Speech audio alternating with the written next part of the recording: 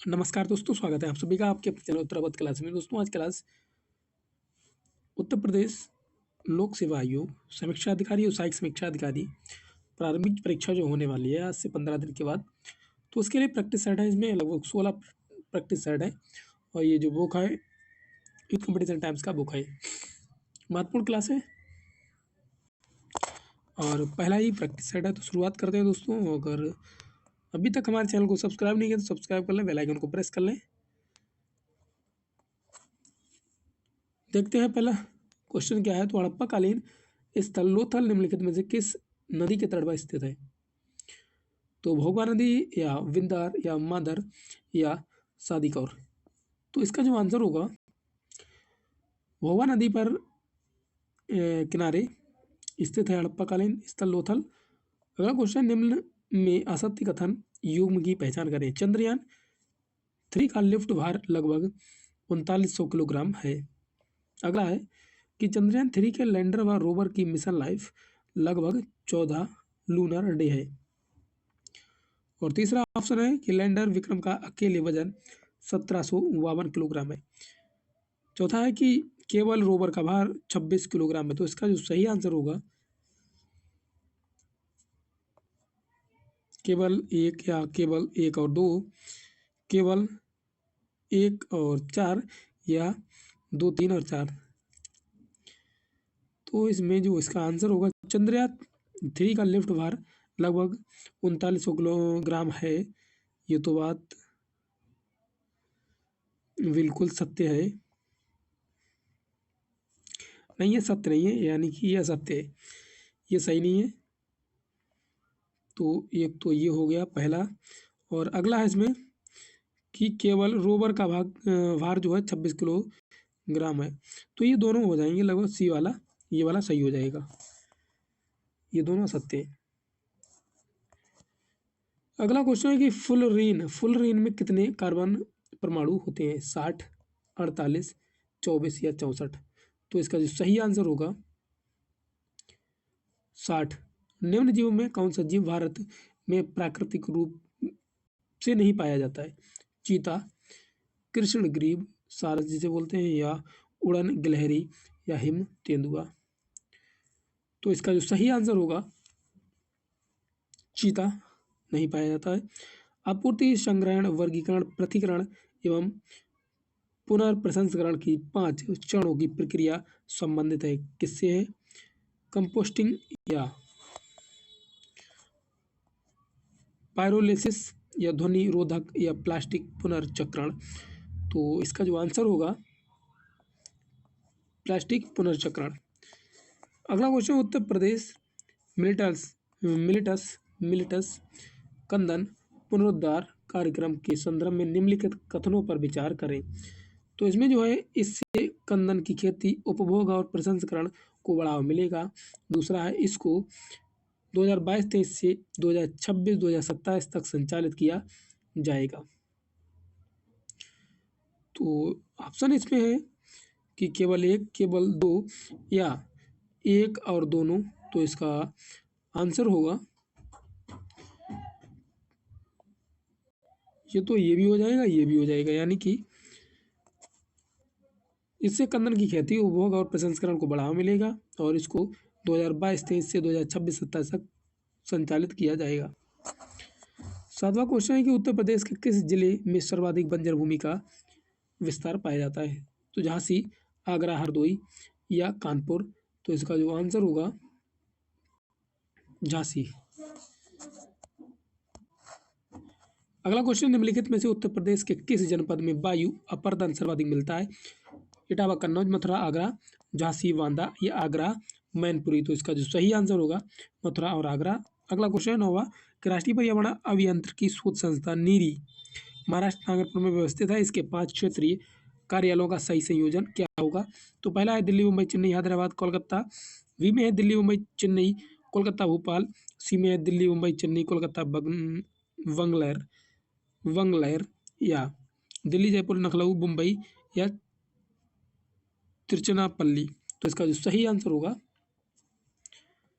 दिल्ली, मुंबई, चेन्नई, हैदराबाद, कोलकाता। पहला ऑप्शन सही हो जाएगा। अगला क्वेश्चन इसमें प्रसिद्ध विद्वान लेनपुल ने किसे लघु अकबर की संज्ञा दी थी? तो दारा शिकोह, इब्राहिम द्वितीय, मोहम्मद शाह रंगीला, जहांदार शाह। तो इसका जो सही आंसर होगा दारा शिकोह। अगला क्वेश्चन, वेद और उसके ब्राह्मण ग्रंथ में से कौन सा सुमेलित नहीं है? तो पहला ऋग्वेद ऐतरेय ब्राह्मण है, यजुर्वेद शतपथ ब्राह्मण या सामवेद पंचविश ब्राह्मण, अथर्ववेद तांडव ब्राह्मण। तो इसका जो सही आंसर होगा अथर्ववेद जो तांडव ब्राह्मण है ये सही नहीं है। कौन सा ग्रंथ अर्थशास्त्र पर लिखी गई एक टीका है? तो परिशिष्ट पर्व, प्रबंध कोश या प्रबंध चिंतामणि, गार्गी संहिता। तो इसका जो सही आंसर होगा प्रबंध चिंतामणि। अगला क्वेश्चन इसमें शीशम के विषय में निम्न कथनों पर विचार कीजिए। शीशम एक पर्णपाती वृक्ष होता है। अगला क्वेश्चन, अगला ऑप्शन है, ये भारतीय उपमहाद्वीप और दक्षिणी ईरान की मूल प्रजाति है। ऑप्शन है में केवल एक, केवल दो या एक और दो, दोनों इनमें से कोई नहीं। तो इसका जो सही आंसर होगा सी, दोनों है, क्योंकि शीशम एक पर्णपाती वृक्ष होता है और यह भारतीय उपमहाद्वीप और दक्षिणी ईरान की मूल प्रजाति है। अगला है कूनो राष्ट्रीय उद्यान के बारे में विचार करें। यह पन्ना टाइगर रिजर्व से प्राकृतिक भू क्षेत्रों को के माध्यम से जुड़ा हुआ है। यह उद्यान उत्तर पश्चिम सीमा पर चंबल नदी के साथ और रणथंभौर राष्ट्रीय उद्यान और कैला देवी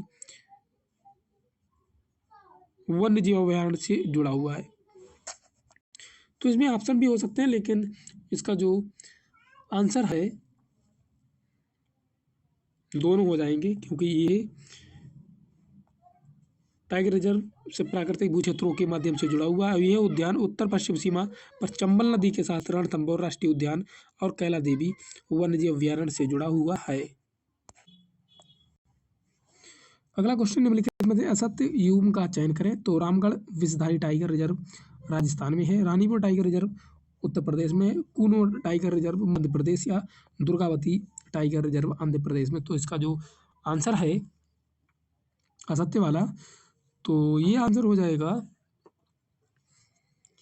दुर्गावती टाइगर रिजर्व, यही आंध्र प्रदेश में नहीं है, बाकी सब सही है। राजस्थान में, उत्तर प्रदेश, मध्य प्रदेश, ये सब सही है। नेहा विपुल की माँ है, रजत नेहा का भाई है, प्रभाकर रजत का पिता है। तो प्रभाकर का विपुल से क्या संबंध होगा? मामा माँ का भाई या नाना माँ का पिता, दादा पिता के पिता या चाचा पिता का भाई। तो इसका जो सही आंसर होगा नाना माँ का पिता। अगला क्वेश्चन है, ये आप देख लेना, आगे चलते हैं। उत्तर प्रदेश जनसंख्या नीति 2021-30 के संदर्भ में निम्नलिखित कथनों पर विचार कीजिए। तो पहला इसमें ऑप्शन है कि 0 से 1 वर्ष की आयु में शिशु मृत्यु दर प्रति 1000 जीवित जन्म पर को वर्ष 2026 तक 32 और वर्ष 2030 तक 22 पर लाने का लक्ष्य रखा गया है। अगला 5 वर्ष से कम उम्र की मृत्यु दर को प्रति 1000 जीवित जन्म पर वर्ष 2026 तक 35 और वर्ष 2030 तक 25 पर लाने का लक्ष्य रखा गया है। तो इसका जो आंसर होगा, पहले तो ऑप्शन देखते हैं, केवल एक, केवल दो या एक और दो, दोनों। तो इसका जो आंसर होगा दोनों हो जाएंगे, ये दोनों तथ्य सत्य हैं, यानी सही है।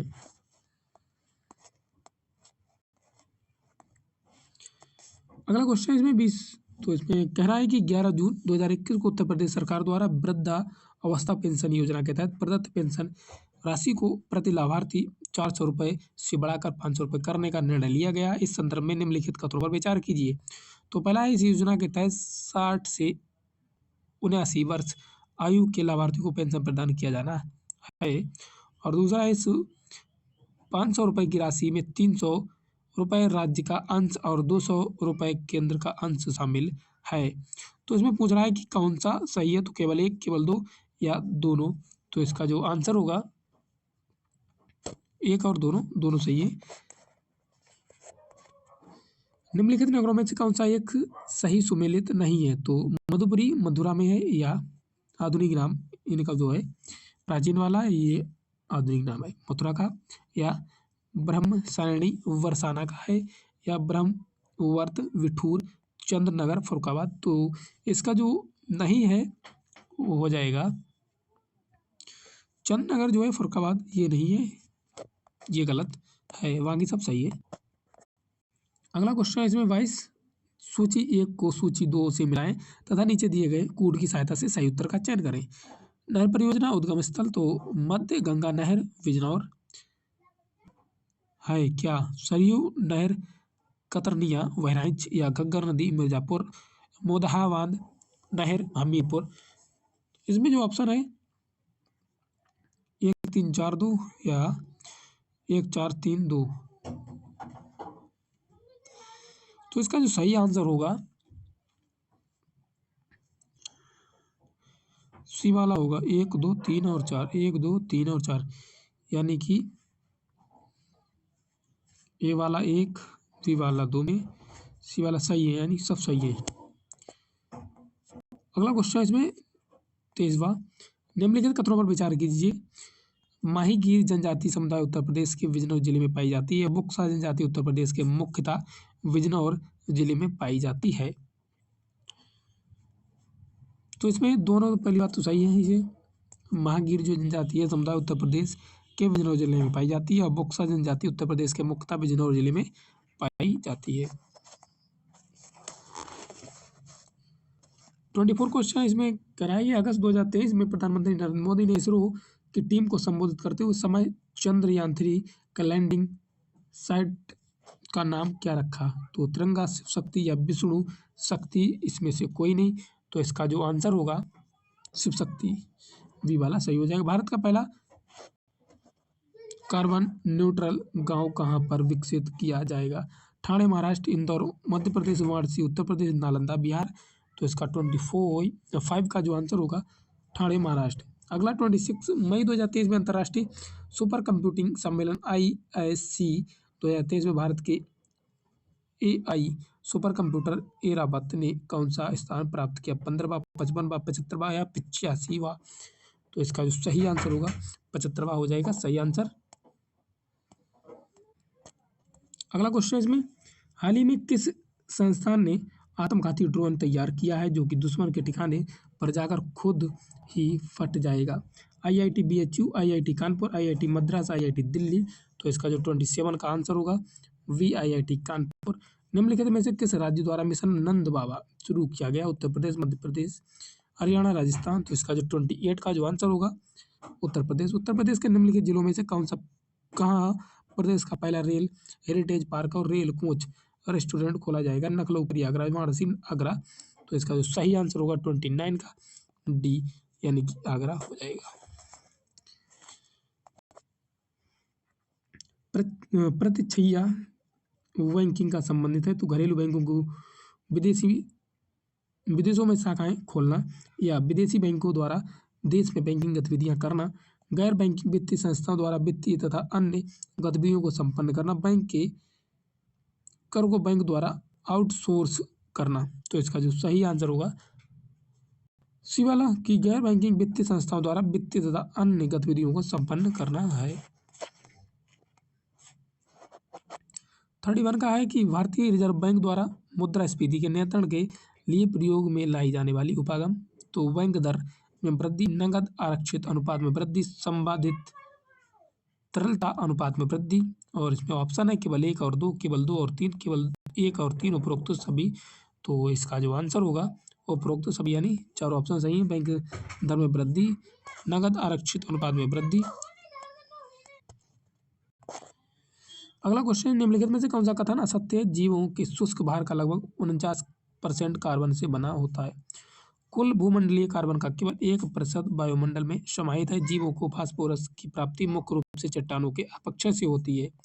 फास्फोरस चक्र में कार्बन महत्वपूर्ण भूमिका निभाता है। इसका जो आंसर होगा फास्फोरस चक्र में कार्बन महत्वपूर्ण भूमिका निभाता है। अगला क्वेश्चन, निम्नलिखित युग्मों में सही युग्म का चयन करें। SDG 3 गुणवत्तापूर्ण शिक्षा है। SDG 8 धारणीय स्वच्छ ऊर्जा है। SDG 11 उत्तरदायी उपभोग व उत्पादन है। SDG 17 सतत विकास हेतु वैश्विक भागीदारी को पुनर्जीवित करना है। तो इसका जो सही आंसर होगा SDG 17 सतत विकास हेतु वैश्विक भागीदारी को पुनर्जीवित करता है। 34 का आंसर, भारत छोड़ो आंदोलन के दौरान बंगाल के मिदनापुर के तामलोक में स्थापित समांतर सरकार का नाम क्या था? सोनार सरकार, अमीन सरकार, जातीय सरकार, आपनोर सरकार। तो 34 का जो आंसर होगा जातीय सरकार। नील दर्पण नामक पुस्तक किसने लिखी थी? हरिश्चंद्र मुखर्जी, आर.सी. दत्त, रजनी पामदत्त या दीनबंधु मित्र। तो इसका जो आंसर होगा दीनबंधु मित्र द्वारा लिखी गई। निम्नलिखित में से कौन सा अधिनियम गलगोटू अधिनियम के नाम से जाना जाता है? रेगुलेटिंग अधिनियम 1773, भारत परिषद अधिनियम 1909, देसी भाषा प्रेस अधिनियम 1878, चार्टर अधिनियम 1853। तो इसका जो आंसर होगा देसी भाषा प्रेस अधिनियम 1878। अगला इसमें क्वेश्चन है 37, कम्युनल अवार्ड ब्रिटिश सरकार द्वारा भारतीय दलितों को पृथक निर्वाचन प्रदान करने के लिए वर्ष 1932 ईस्वी में प्रदान किया गया था। उस वक्त ब्रिटेन का प्रधानमंत्री कौन था? लॉर्ड लिंथिंगो या नेविल चेम्बरलेन या रेंगजे मैकडोनाल्ड या विंस्टन चर्चिल। तो इसका जो आंसर होगा 37 का सी वाला रिंगजे मैकडोनाल्ड। 38, सूची 1 को सूची द्वारा 2 द्वारा मिलान कीजिए तथा नीचे दिए गए कूट की सहायता से सही उत्तर का चयन करें। प्रधानमंत्री किसान मानधन योजना जानधन होना चाहिए। जनधन योजना 1 जुलाई 2015 से शुरू किया गया, या किसान संपदा योजना 18 फरवरी 2016 से, प्रधानमंत्री फसल बीमा 26 मई 2017 योजना, या प्रधानमंत्री कृषि सिंचाई योजना 31 मई 2019। तो इसका प्लान किया जाए तो इसमें इसका जो आंसर होगा क्या 38 का